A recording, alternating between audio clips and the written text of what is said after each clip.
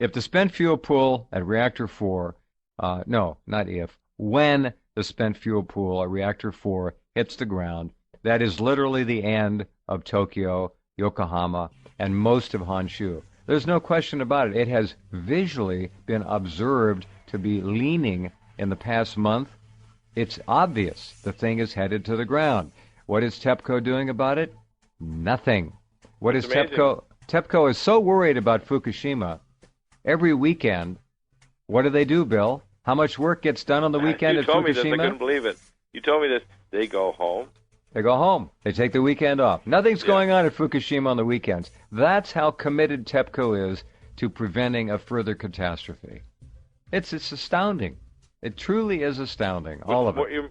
More astounding is that the rest of the world is doing nothing to help the Japanese because it's going to poison us in North America, Europe, all the way around the world. Every damn scientist, the best of the best from Europe, Russia, China, America, should be in Japan or studying this around the clock and making recommendations. They got to get not only outside the box, they got to get outside the planet to start thinking about this, or there isn't going to be any planet left. It's that bad.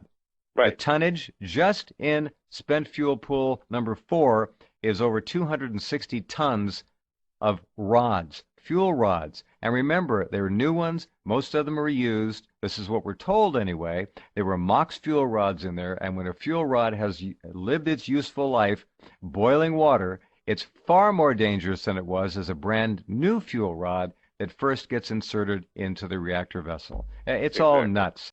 We can look at this mystery black dust that has been found in a number of locations around Honshu.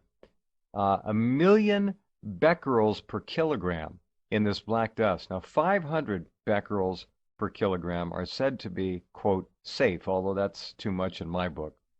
Any is too much, but 1 million becquerels a kilogram of cesium found in this mystery black dust. Nobody knows what this dust exactly is. Gunderson says 20% of all young Fukushima girls are headed for cancer. This is a tragedy, and nobody's talking about it over here.